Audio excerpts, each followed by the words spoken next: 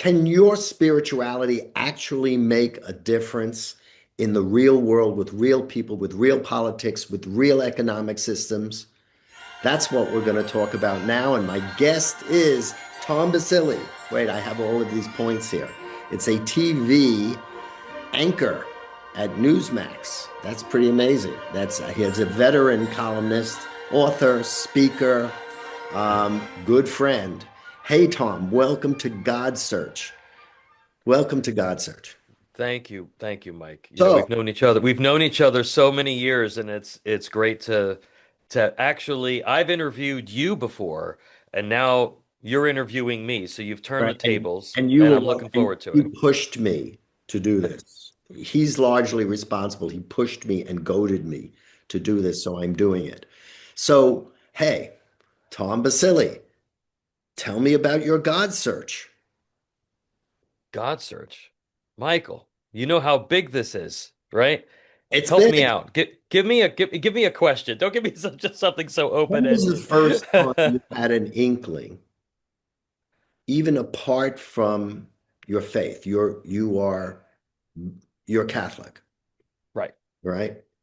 But even apart from your faith, when did you get an inkling, aside from what you were taught in schools, that there was something very mysterious around us that we really can't know completely?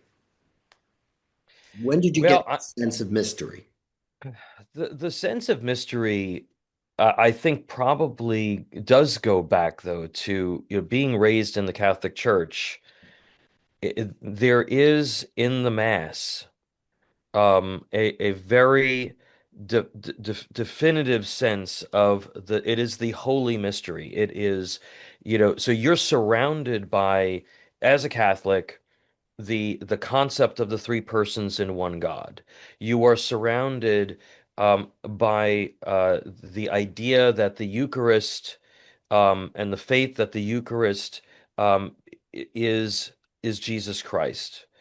And when you're younger, do you really know what any of that means? Can you really internalize all of that? Probably not, but you understand that the overarching message, if you get nothing else, is that there's something more here. There is something more to this the existence of this soul that you carry in this edifice that is the body, that there's something there's a greater existence that's out there. Did you Now, feel that? that Did you feel that as a kid, or did you feel it because other people seemed to be feeling it? Did you have a personal grasp of it? I think it's a combination of nature and nurture. I think it's a Right. combination of, well, you're exposed to this, and then you start thinking, and then you start sort of thinking about that more. And so the idea, and as somebody, I lost a parent very, very young. And so, one of the things when you go through trauma like that is you think about, well, this idea that there is more. And in the funeral rite in the Catholic Church, it says for those of God's faithful, life is changed, not ended, right? And you start thinking about, well, what was Christ's message?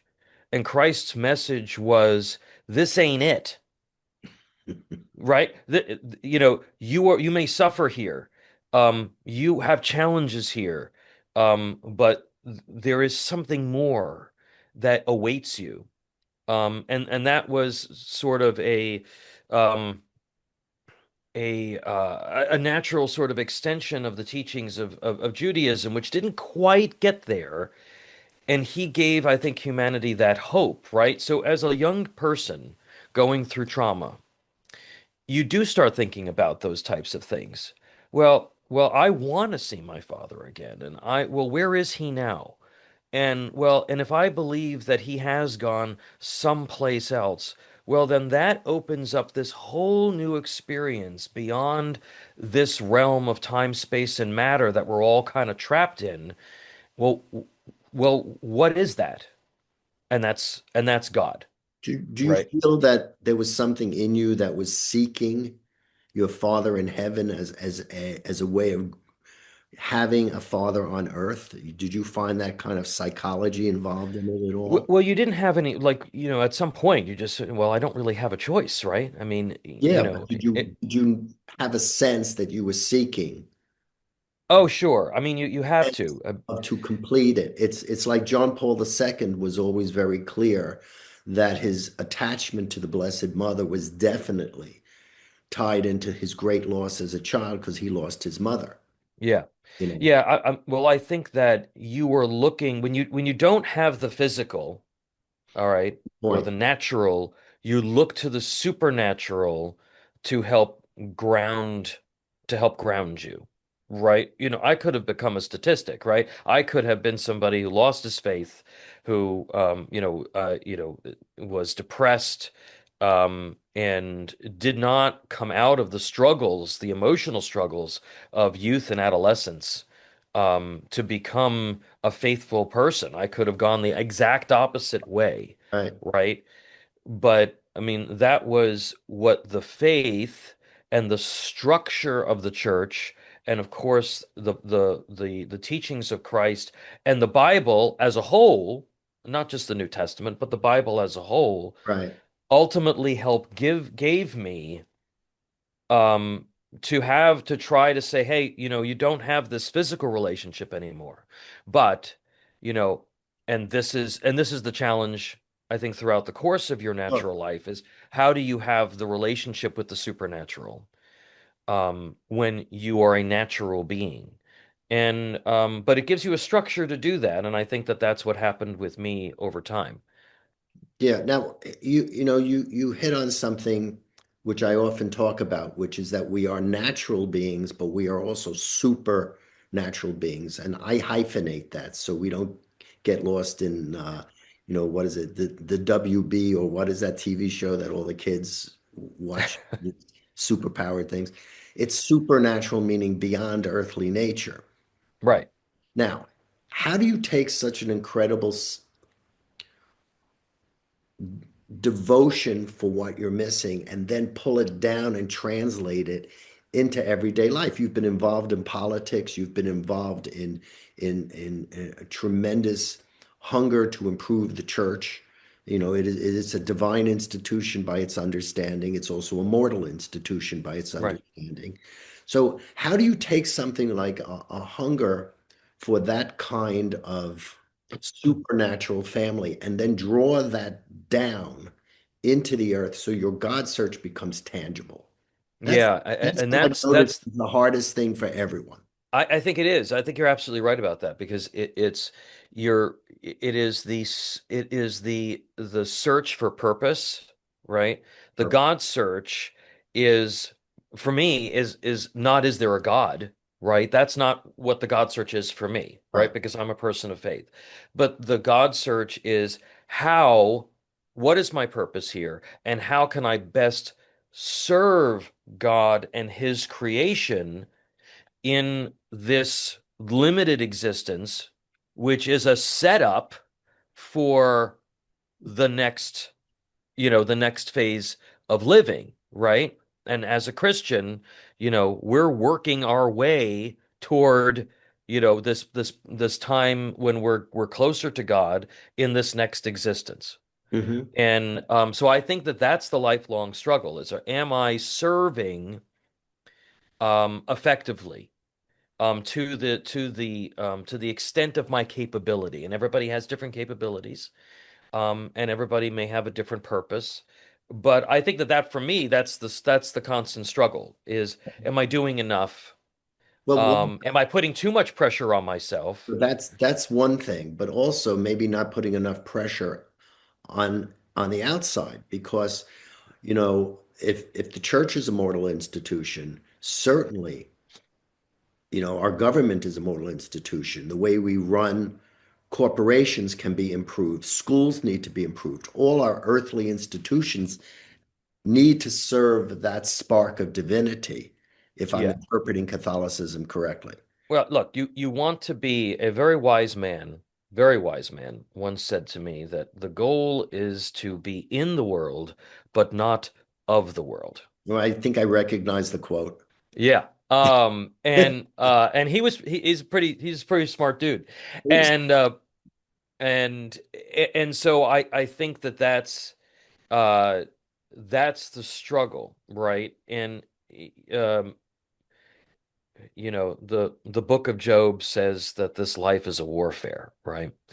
And that's the way that I kind of look at it, right? Because you're confronted, particularly today in our social media environment, and with this, constant barrage of information and antagonism through this terrible device and everything else. You see people playing to the algorithm, as I call it. All Yeah. right. What is going to get you the clicks? What's going to get you the views? And because that's the way that you reach people today. And that's the way that you also help create societal change. But in order to do that, you have a lot of people who believe that they can only play to sort of the worst instincts of or the worst emotions, or the most outrageous messaging in order to try to be relevant. Yeah. And I think that that's a very unique struggle of our time. Everyone has always done it. They play the system, they play the game of the system, and they play the game of the system to win.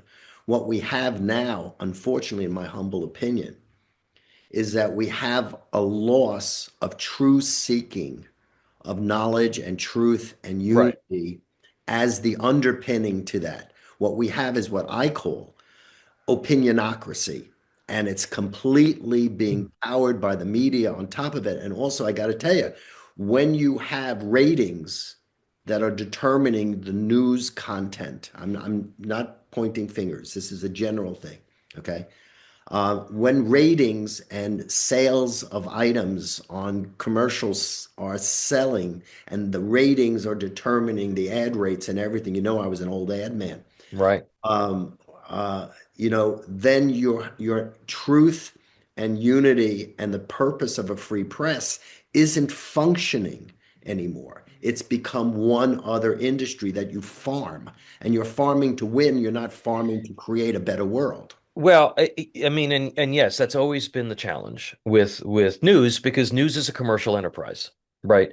It is a business, and it needs to be a business because we don't want government run media either.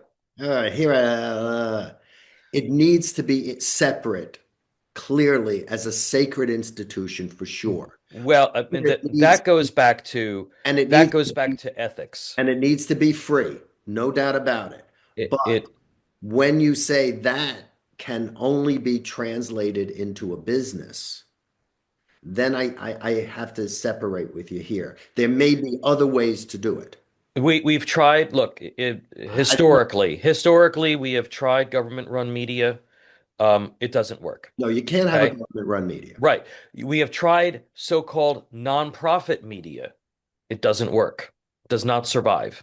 So, but the central issue is the ethics of the people who are running the institution. Exactly. So, if you literally have an editorial filter where where they want to drive chaos, and and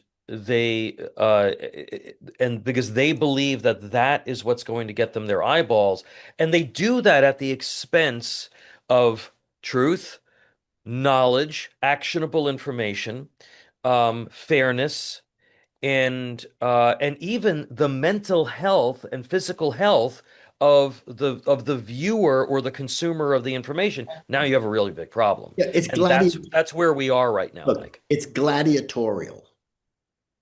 That's that's what Yeah. I think it is. It's a Roman Colosseum, all right, pagan Roman, all right, Colosseum. It's a spectacle.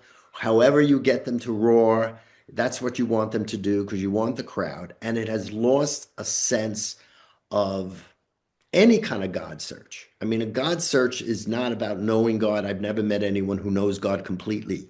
All right, with respect for Jesus, okay, complete respect.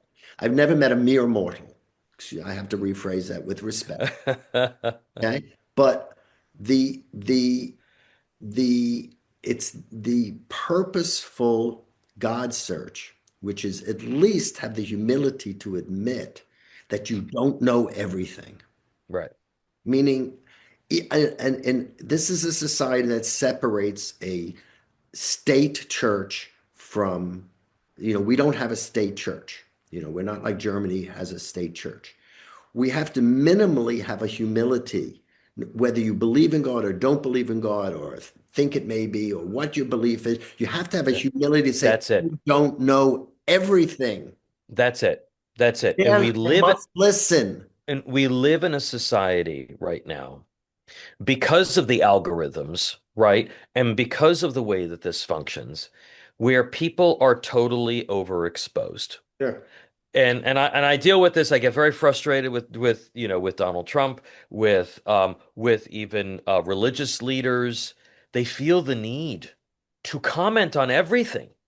They need to be in front of the camera. They need to be in the newspaper. They need to say something about anything, even if it makes absolutely no strategic No, sense. they got to put their 2 cents in. And that is part of that lack of humility.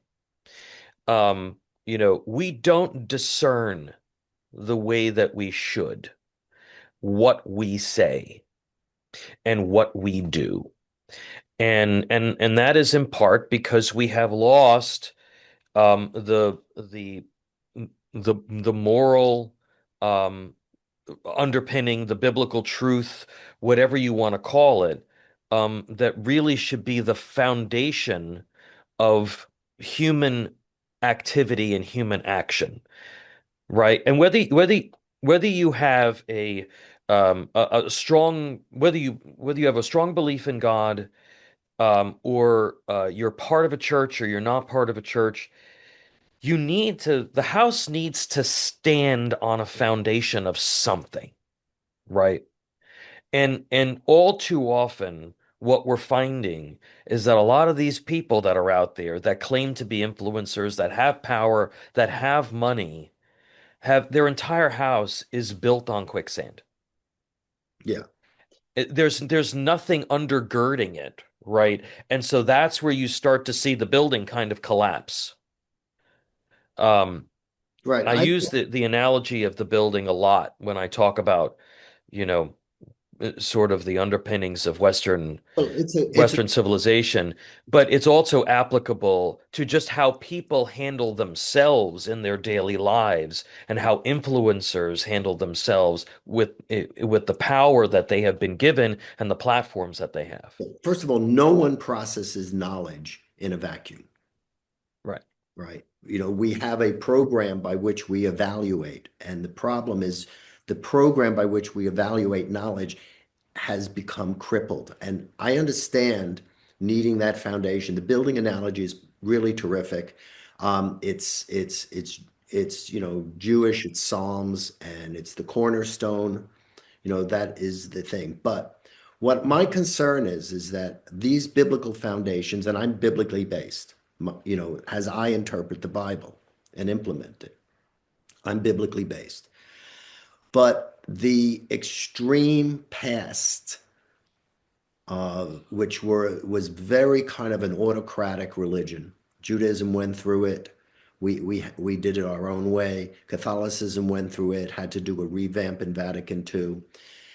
America is very much a reaction against the over churching of people. And that's, after England had a monarch, Henry VIII, who wanted to get divorced, and he fused the church and the monarchy together.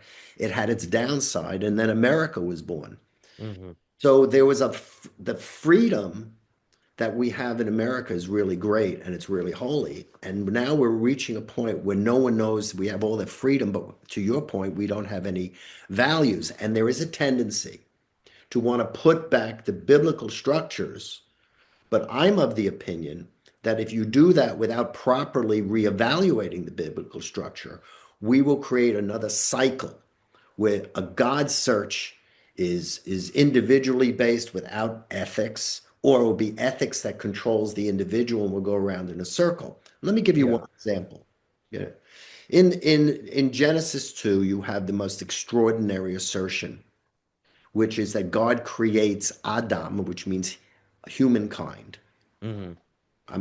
There's a footnote here for men and women on why it's a male name. It's very complex, but it's not sexism. Okay? It's Adam, and Adam is created as a single individual. Okay, now there's a Hmm. question that pops up. Because God creates Adam as a single individual, you could say he has rights endowed by the Creator. Everything he is endowed by the Creator. But do the heir of Adam have rights? Or only are the rights for the group called Adam? The real thing is you have to interpret correctly on whether that model confers groups only to the whole, or whether each individual that comes in successive progeny has his or her or their own connection to God. So you see, if each individual doesn't have his own correction, connection to God at the same time as we share a group connection, and of course our connection to the earth, we don't have a model that can function either in religion or in the United States because they're still mirroring, they're compensating for each other. So one takes freedom to a point that we don't even know what to believe anymore. It's just what I feel is reality, and that's partly a component to it, and I'm not denying it. It's a component. And then we go the opposite, which is to put back some biblical norms through law, you know. And Right. what's going to happen is it's going, the one thing you'll see in almost every single book in the Bible, turn neither to the right nor the left.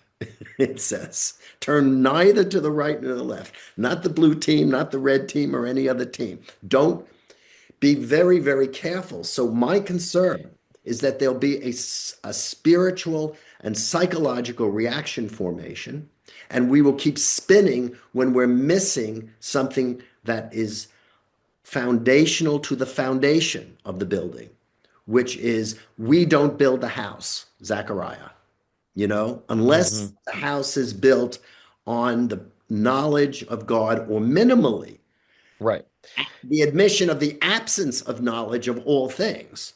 The house can't be stable because it's being built on human arrogance. Yeah. Well, and it's I once gave a speech at a um um to an evangelical, largely evangelical group, and I think I offended them because I said because I was talking to a group of young people, and I said, start with faith, not with religion. And they didn't invite me back. It's historic, But it's historically correct. it is, and again, I think that we get very wrapped up in institutions, and we start talking about, well, should you be Roman Catholic or should you be Protestant? Should you be a Methodist or should you be a Baptist? Should you be this? Should you be that? Should you be a Jew? First of all, And what is a Jew? what Is a Jew a go back religion? to the basics. Exactly. God, your relationship with God, your desire to have a an understanding of where your power comes from, and then your desire to have a relationship. If you're not there, as many people in the world are no longer because of the drive of communism and Marxism and secularism. If you're not there, you're not getting to sort of the religion piece. Like don't even you don't start three steps down the road in terms of trying to get people to understand where their power comes from and their connection to God. The other thing that I think is difficult for all of us, right? Because we live confined by time, space, and matter, is the idea that we have all of these conversations, um, and our perception is based on our perception of time. But in God's eyes, he blinked. Christ walked the earth, he blinked, and we're here, right? So we are part of a very long arc of history where we are working out how to advance as a species. And and so I think that as difficult as that is, sometimes we have to give ourselves some grace. And we have this conversation in the Catholic Church, for instance, all the time, because you mentioned Vatican II. Well, Vatican II is now sort of going through its paces. People are talking about, well, that was a little bit too liberal. Should the Nuance. pendulum be swinging back a little bit? Well, what does that look like? And people are very uncomfortable about having that conversation. And I always remind them that the first sort of iteration of the Mass, of Vatican I, was 1500 plus years.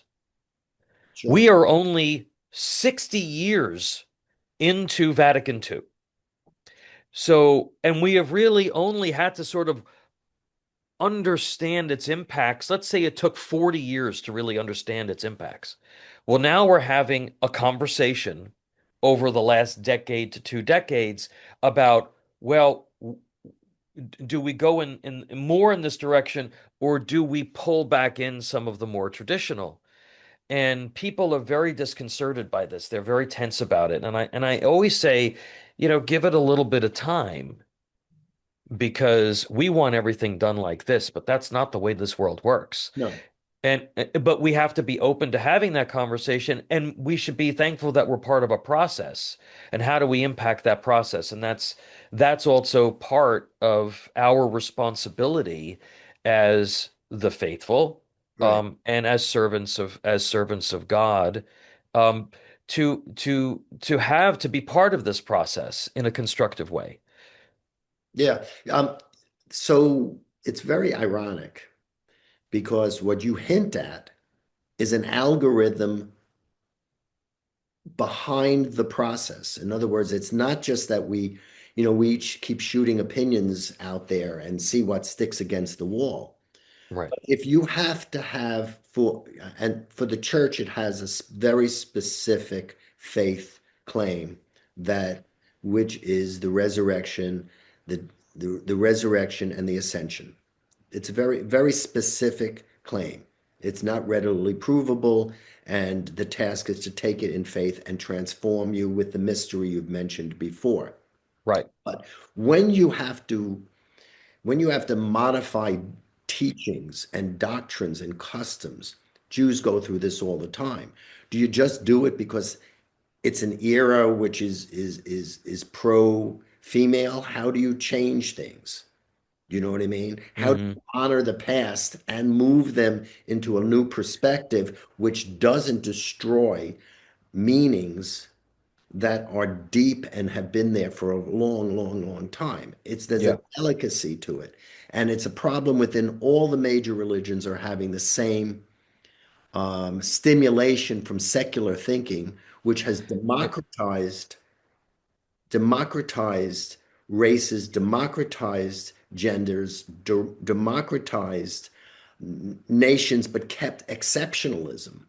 Yeah. See, everyone criticizes the church, sometimes Judaism, for being exceptional and treating themselves as chosen or elected or covenanted. There's American exceptionalism. At the same time as we try to keep everything and be open to everyone, we have to maintain Well, a distinction that's uniquely the core identity to each. right. I hate, but with a nice heart. I hate, as I said earlier in a podcast, I don't like taking all the religions and all the beliefs and putting it in a cosmic Cuisinart, blending it up, and then serving it out and saying, now we're democratic. Yeah, yeah. No, that there's a difference between religious liberty and religious tolerance. Right. And and that foundational those foundational values and beliefs that hold up the rest of the building. So, what's Right. the hardest part about your God search for you personally? Oh, for me personally, what I struggle with is, am I serving effectively? All right. And and in today's day and age, where people of faith are under attack by um, radicalism on the far left and secularism, and there's a lot of money. There's more money behind it. There's more power behind it.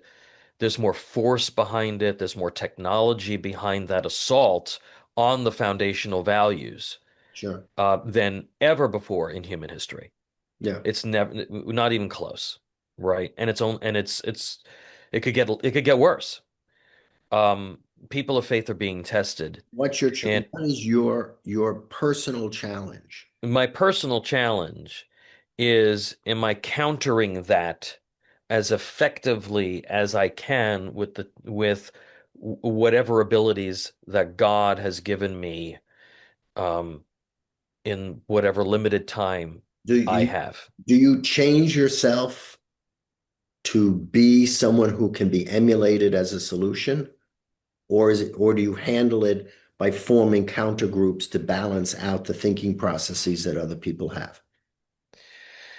Well, I don't change myself. I think I'm clearer today than I've ever been about who I am and what I believe in. Hmm. Um, and the challenge is, of course, working within certain structures that exist or developing new ones in order to be able to articulate that to as many people as possible, especially speaking as somebody who's in the media. That's the challenge, right? And because I get up every morning and, and my prayer is, let me serve you above all things. And and because I understand that this creation is under very serious threat. Um, that is a um, that is a firm belief based on logic and history and facts and data, and the my view of the world and looking at it today. That the values, and I'm a biblical person just like you, those values are under serious threat, unlike any other time in our history, and as a human experience, as a human species. No, So we how do we work together to protect this creation?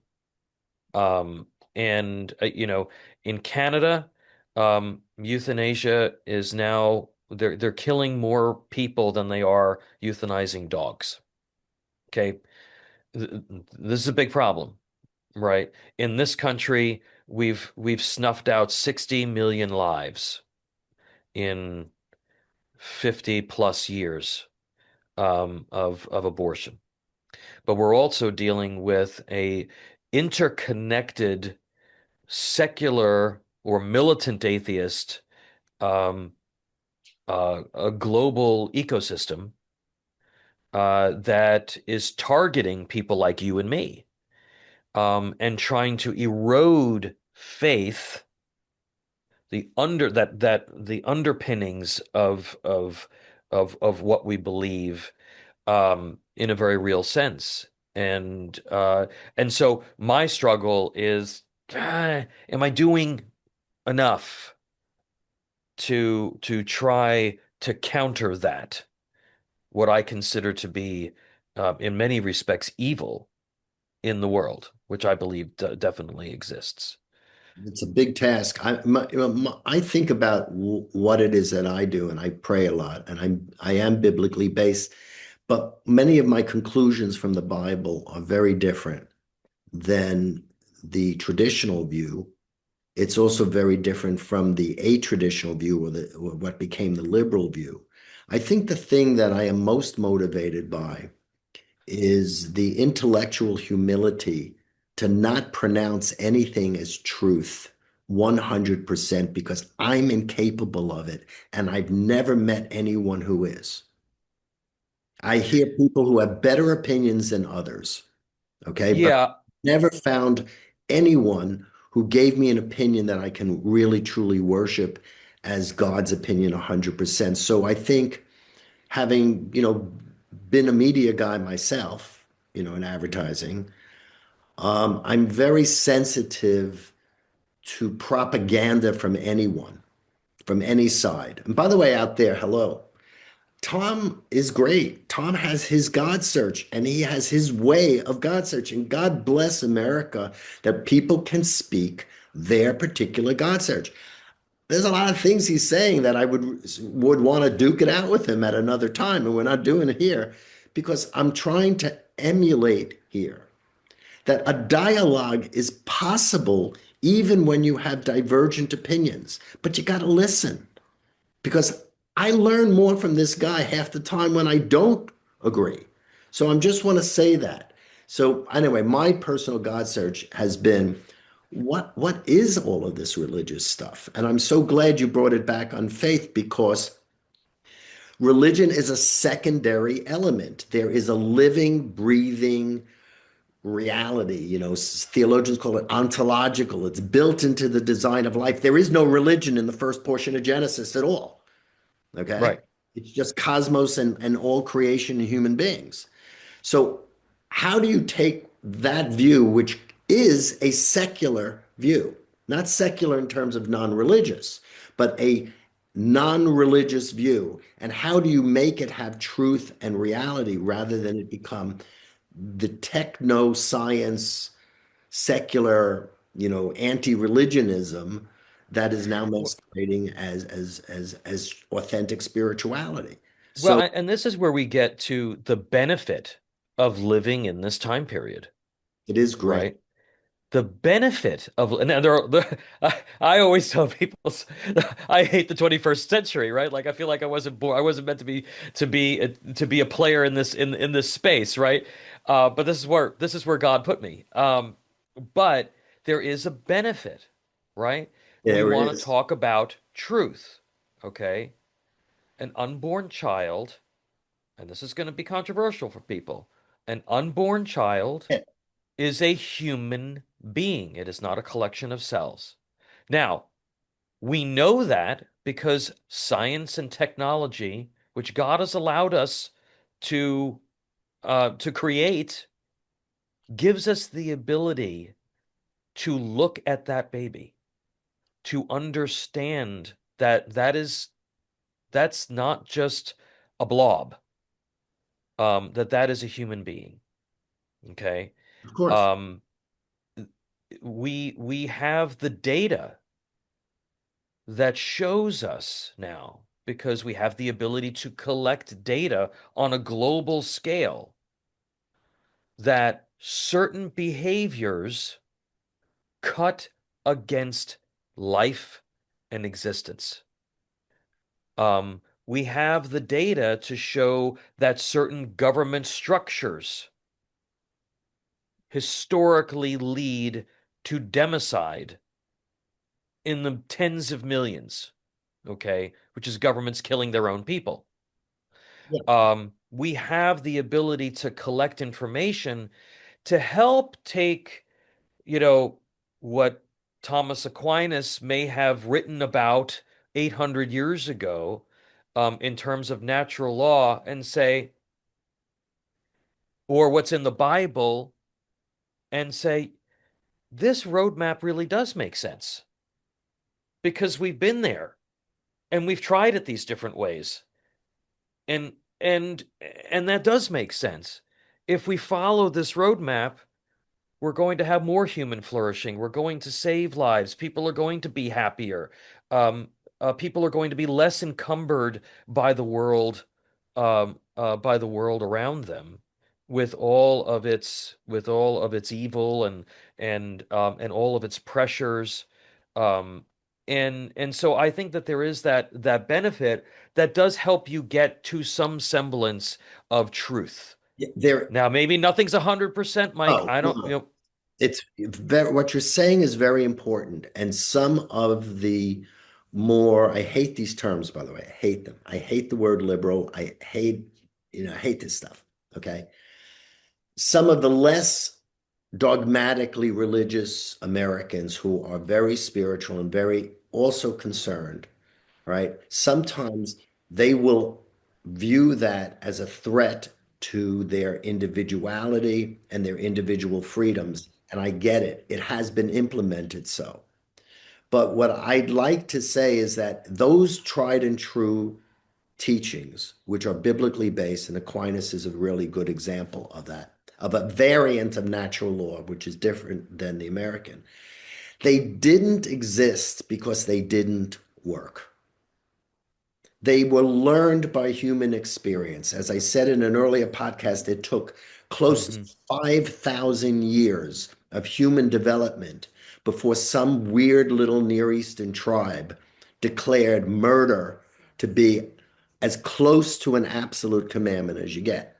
Right. So, you know, we need to see what is the truth under the teachings which Yeah. you're doing. And we also need to see what is the truth under the people who are contesting. Even what is the truth behind communism, right? And there are different variations. I'm not saying that communism is true. I don't believe it. I don't believe a class is the foundation of truth. I think it's a delusional idea. But there is a cornerstone of social care and equality that even if it's not correctly implemented in these societies, nonetheless is something that we need. Otherwise, we wouldn't have, to your Oh, a war, absolutely. a war. Absolutely. So, Absolutely. when you have little tiny baby fingers weaving rugs in order to cut the price on the rug, and then you Right. have this crazy um, cult called communism that's there to like free the workers, and then they get oppressed, and that doesn't work. So the communists have to Right. become capitalist, and then you have to get social activism heightened in a so-called capitalist society. We're Yeah. not speaking human, and we're treating each other's opinion, even if it is not our dominant opinion or view. We're treating it as diseased and defective and completely wrong. And that's what I don't like because Well, I mean, but there are certain things that are 98% wrong, there are right? there are core belief systems without There, which a society would completely tumble. One of those things is perjury in a court system. Another thing is adultery, right? Another thing is murder. It's pretty old. right. But I mean, it goes back to look, but it goes back to the Ten Commandments. It goes back to Moses. And you know, Moses. what? Moses, I think of Mel Brooks whenever I hear I Moses. mean, yeah, yeah, but at the end of the day, you could strip it all away. Strip it all away. Strip all the religion away. If God only gave us those 10 precepts for living, think about think about how much better the world would be. Think about how many lives would have been saved. And there's Think one, about how, right, but what was that? there's one in there that's a very curious one. Okay. One of the Ten Commandments seems to be a religious law, and it's honor the Sabbath. And that's a curious thing. Why? And it's a good place because when we're getting lost in systems, even though we have systems that provide for us, and even though we labor in society, we have to remember that we're a creature and a creation in Yeah. this world, and we have to rest. And no You boss, no matter how hard they work you, is worth destroying your body for. exactly. Do you know it's so interesting. I keep on hearing people um uh I keep on hearing people, especially in the digital age, in the age of social media and all of the noise, really starting to embrace the Sabbath again. Absolutely. It's ontological And and it took 5,000 years or whatever because for it's people to be like, holy cow, you know, this was correct. And whether you believe that it was correct because God said to Moses that you should keep holy the Sabbath day because on the seventh day the God rested in creation, whatever, if you believe that or not, the whole idea that you should turn this crap off and for one day and spend time with your family and rest and and pray. But even if you're not there and you don't and you're an atheist, the idea of recreating, the idea of spending time with your loved ones, of laughing and doing something that you enjoy one day out of the week. When I used to work at Sirius XM, they didn't like this very much. I had a Sunday show. I had a Sunday newsmaker show called Sunday in America, and um, and I would tell people turn it off. I would tell people when you're done listening to me, turn this off and spend time with your family. Right. And they didn't like that very much, obviously, but it was right. And people are starting to get back to that. But it's a slow it's a slow progression, It- not it- for God, but it's a slow progression in our limited existence. People kind of come to these realizations, you know. because they're discovering that it's built into the design of life, that it's not religion. It was taught to us as rules in a system that, and the foundation of, the sky opens and a book falls is a little hard for even the most orthodox of Jews to handle. Okay. These evolved from the experience of human life to see what happens if you work a slave to the point that they don't exist. Well, the laws of slavery don't permit you to do that in the Hebrew Bible. The slavery we inherited was Greco-Roman. And these are the challenges that we're getting more organic. We're getting Yeah, we're getting the benefit of the technological promise of Christ, because this is a Christian culture. Okay. Meaning that we will get dominance over life and death and even the material of matter itself. That's a promise. That's a technological promise. I'm not restricting the other mysterious aspects. right. But we are making a turn also to the organic, to the family again, to eating properly, to sleeping. We're coming back, I believe, to Jewish stuff, which makes me very, very happy considering Yeah. most of my people were marginalized in history for 2,000 years until Hitler kind of like said, hey, you should have had a V8. But, so, I'm so optimistic. And I feel your I pain. I feel I I I'm you. optimistic. I'm optimistic. Um, I really am, but we're in a very it's a perilous moment.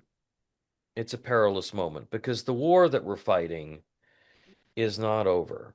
No, and and the enemy is very resourceful. They have a bottomless pit of money and power. I mean, and remember, when we're talking about shaping minds and psychological operations, sure.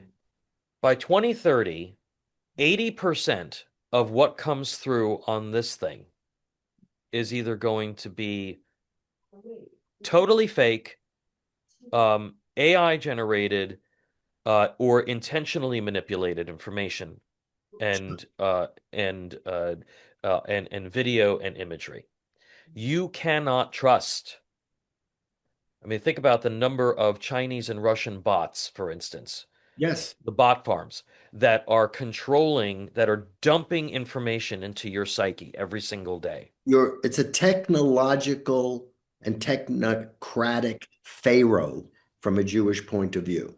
You have authority systems that are appointing themselves as the organizing principle of life, and it is an ancient war. It's been Yeah, going on a long time. and my thought to folks, going back to my previous point, is go back to basics. All right, I have this conversation with a good buddy of mine who's an atheist. And I say to him, and he's somebody who looks down his nose at people who believe, who are Christian, who believe in God, who go to I want to church. interview him. No, um, and and I say to him, and this goes back to the data point, right? People of faith, all the data points to the fact that if they have a relationship with God, they're happier. They have less incidents of divorce, incarceration. They're financially better off. They have uh, fewer mental health problems, less depression, less suicide, less drug abuse. It's all there. It's all data. It's all there. So what's the problem? The problem is that religions do not teach in a way that is updated for today. And faith, meaning just believe it even if it makes no sense, is not properly taught. It's just Well, taught. because again, we get very caught up in institutions, We right? understand, And but I'm a Jewish person and I go into Bloomingdale's and I buy a suit that's made out of wool and linen, even though I'm not supposed to partake of shatnez in the Torah and mix wool and linen. And then I wind up in business and I become very successful. Did God reward me? If God rewards me for my well-being, did he reward me with lots of money for getting a suit in Bloomingdale's was against the religious law? What does the religious law actually mean? And how do you teach it? And how do you handle these inconsistencies? It's a well, Christians really don't have a lot of those issues. No, you run away from it, and then you would take 1,500 years to get back to the problem, like sleeping. All right, look, we can do this Yeah, forever. we could do this all day. Um, Tom Basile, columnist, great person, caring, loving, taking care of our country and our world and his church. Welcome and thank you for being on Godsearch. Please go to yourgodsearch.com, open up the discussion. We'll throw some kind of titles there so you can reach Tom if you want. And thank you. Uncover God, discover God, and if you got messed up and whatever happens, recover God. The most important thing, it's all around you, it's in you, it's spiritual, it's life. And then maybe you'll find a religion or recreate your own religion or something else that will contribute to it, but stay humble. This is Mike Shevack. Bye, Tom. Bye, Mike. 45 a.m. Wednesday. Be there, Eastern Time. God bless. Enjoy your God search.